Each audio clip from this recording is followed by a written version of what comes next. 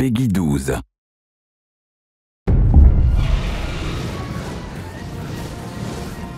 What's up, Capcom community?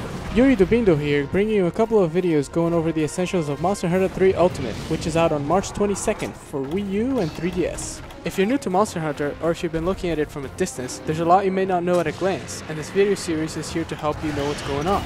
From making weapons based on the monsters you kill, to exploring multiple ways to kill them, there's a lot of awesome things you can do. There's a reason the Monster Hunter series has sold well over 10 million copies worldwide. So we're giving you a look at the basics of the game and how to get started in your career as a hunter.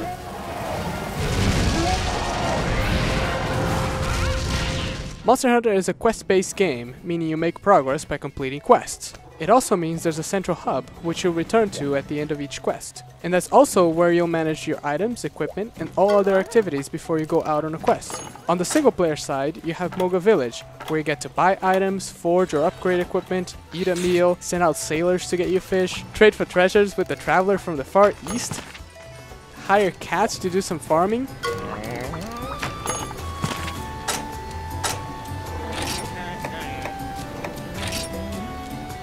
hold a pig, and of course, sign up for quests.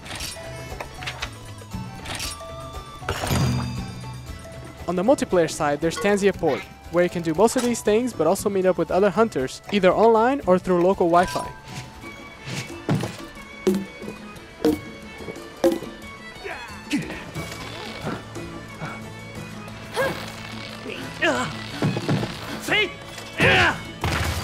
Once you finish the first village requests from the chief's son, you can start taking on real quests. Just talk to the guild sweetheart and she'll show you what's available.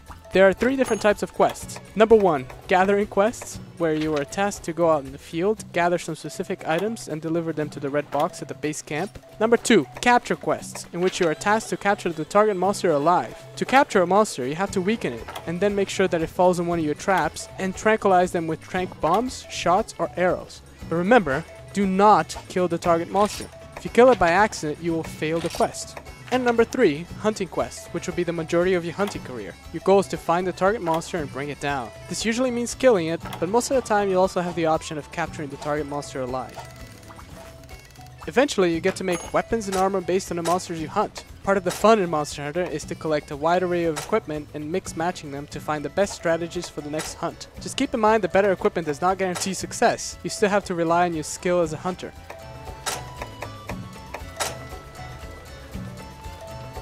Now let's talk about items and tools. Some items you'll gather by simply pressing the A button over contextual objects, such as plants and mushrooms, which may give you herbs and blue mushrooms, for example. By the way, you can combine these two and get a healing potion. Other items you can only gather with specific tools. You'll need a bug net to catch bugs, fish bait to catch fish, and pickaxes to mine minerals. Bear in mind that some of these items you may only find in specific areas, so as you explore Moga Woods and other areas, it's good practice to take note on where you can find each item.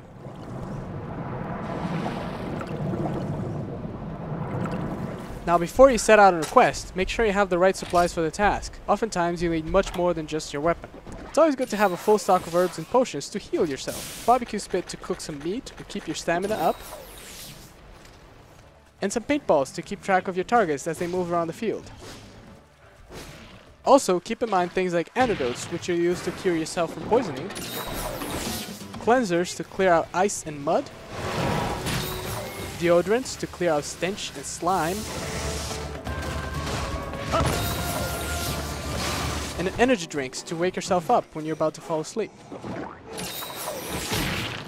And let's not forget cold drinks and hot drinks to level out your body temperature in environments with more extreme conditions.